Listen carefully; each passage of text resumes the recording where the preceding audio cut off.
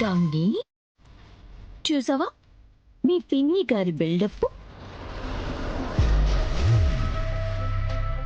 ఇంత పెద్ద కంపెనీకి తాను మాత్రమే బాస్ని అన్నట్టు ఎంత ఎలివేషన్ ఇచ్చుకుంటుందో చూడు.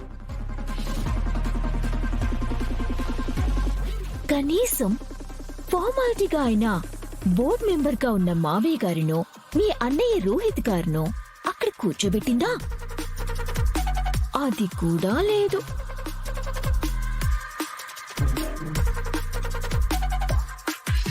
ఇదిగో ఇలాంటి కన్నింగ్ థాట్స్ తోనే అందరి దృష్టిలో రాజ్కోటి సిల్క్స్ కి మెయిన్ పిల్లర్ ఆనంద భైరవి గారని రాజముద్ర వేసేసుకుంది.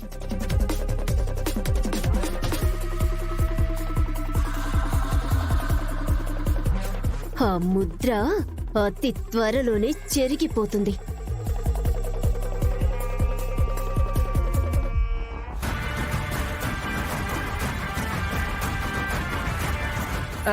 ఏందమ్మే, ఏం చేస్తుందంటావిది? ఇంటిని తగలబెట్టాలనుకునే దాని బుర్రలో బోలెడు అగ్గి పుల్లలుంటాయి. ఏ పుల్ల వాడినా రిజల్ట్ బూడిద మిగల్చడానికిగా. అది ఏం చేసినా మనం అలా చూస్తూ ఉండాలి.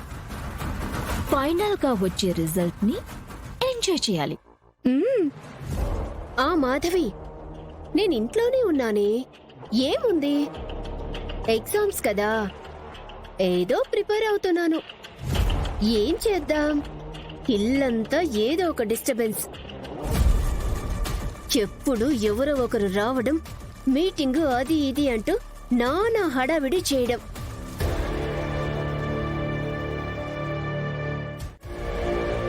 అయినా ఇలా ప్రశాంతంగా ఉండాల్సిన ఇంట్లో జనాలు తిరుగుతూ ఉంటే ఇక నా చదువు సాగినట్టే.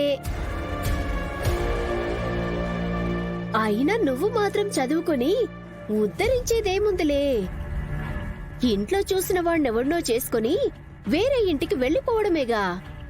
కానీ నేను ఆ ఛాన్స్ ఇవ్వను మా వాళ్లకి. దామిని, ఏంటమ్మా ఇక్కడ ఫోను? పక్కకెళ్ళి మాట్లాడుకో. పిన్ని, ఇక్కడ ఫోన్ మాట్లాడకూడదని ఏమైనా రూల్ పెట్టారా ఈ ఇంట్లో?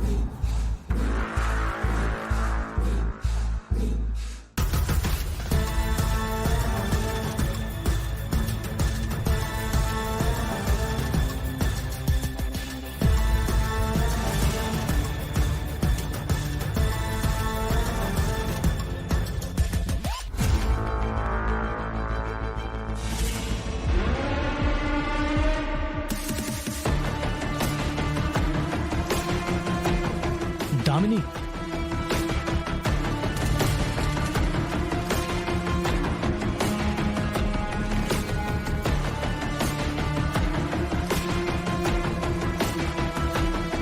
అది కాదమ్మా, క్లయింట్స్ తో అత్తయ్య గారు మాట్లాడుతున్నారు కదా. సో వాట్ వదినా, వాళ్ళని పైకెళ్ళి మాట్లాడుకోమ్మను, నన్నెందుకు డిస్టర్బ్ చేస్తారు? దామిని, ఏంటి నువ్వు? ఏం లేదులే మాధవి. అవును, ఏంటి సంగతులు? వీకెండ్ ఏంటి ప్రోగ్రామ్? ఓ అవునా. దామిని, గెస్ట్లు వచ్చారు కదా, వెళ్ళి టీ తీసుకురామ్మా.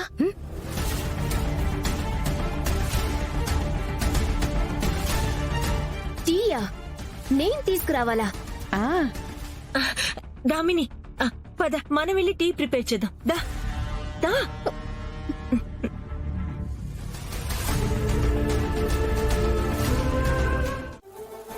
సారీ అండి.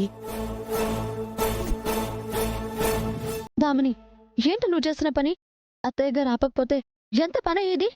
కాస్త అయినా చూసుకునే పని లేదా? Thank you madam, it's okay. Akash గారు, తను చిన్నపిల్ల, తనకేం తెలీదు.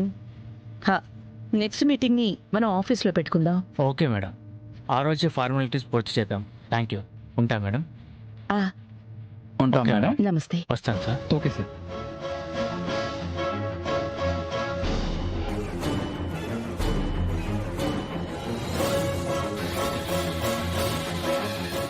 దామిని, ఏమైందమ్మా? ఎందుకు ఇలా వింతగా ప్రవర్తిస్తున్నావు? వద్దమ్మా, ఇంత మొండితనం, పెంకితనం ఆడపిల్ల అందాన్ని చెడగొడుతుంది. బాగోదు.